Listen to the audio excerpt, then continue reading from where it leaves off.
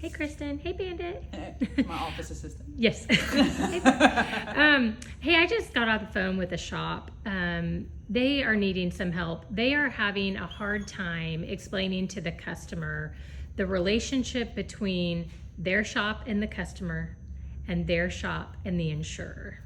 Do you have some advice on that? Yeah, because I mean, over the years we've kind of let those boundaries erode. That even the insurer expects those boundaries eroded, and then the consumer expects it too. So I always just tell the customer that I don't undo the whole "we're here to work for you." Well, that should be kind of a given. I always tell the insurer or the customer that my job is to make sure that I inform them completely of everything that the vehicle needs.